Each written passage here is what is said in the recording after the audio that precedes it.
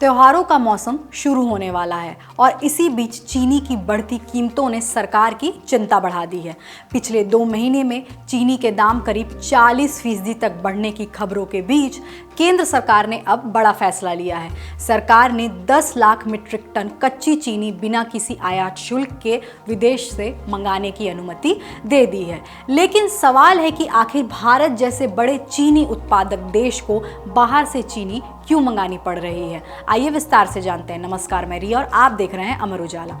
वाणिज्य मंत्रालय के नोटिफिकेशन के मुताबिक टैरिफ रेट कोटा यानी TRQ के तहत 10 लाख मीट्रिक टन कच्ची चीनी 31 अक्टूबर 2026 तक बिना शुल्क के आयात की जा सकती है। सरकार की कोशिश है कि बाजार में चीनी की उपलब्धता बढ़े, मांग और आपूर्ति के बीच का दबाव कम हो और बढ़ती कीमतों पर लगाम लगाई जा सके। खास बात यह है कि करीब 1 दशक में यह पहली बार है जब भारत विदेशों से चीनी आयात करने जा रहा है। सरकार ने यह फैसला ऐसे समय में लिया है जब गणेश चतुर्थी, दशहरा और दिवाली जैसे त्यौहार आने वाले हैं। इन त्योहारों के दौरान मिठाई, बिस्किट, टॉफ़ी और दूसरे खाद्य उत्पादों में चीनी की खपत बढ़ जाती है, यानी आने वाले दिनों में चीनी की मांग और बढ़ने वाली है। ऐसे में अगर बाजार में पहले से ही सप्लाई का दबाव हो और मांग बढ़ जाए तो कीमतों में और तेज़ी आ सकती है। सरकार इसी स्थिति को रोकना चाहती है।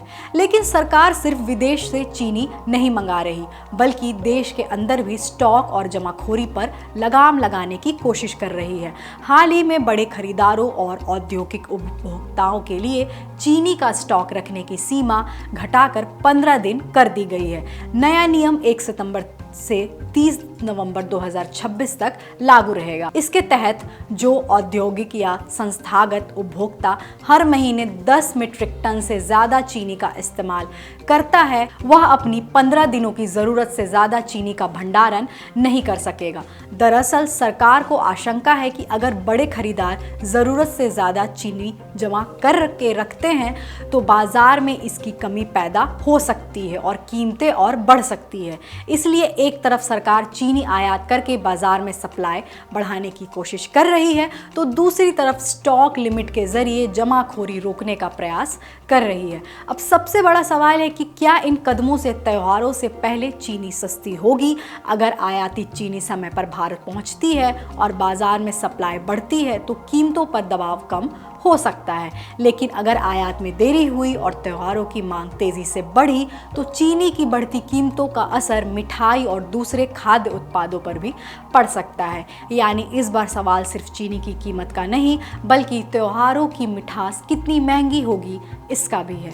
इस विषय की जानकारी हमारे साथी राहुल कुमार ने जुटाई है। देश दुनिया की बड़ी खबरों को आसान भाषा में समझने के लिए अमर उजाला से जुड़े रहिए। वीडियो पसंद आए तो लाइक, शेयर करें और चैनल को जरूर सब्सक्राइब करें।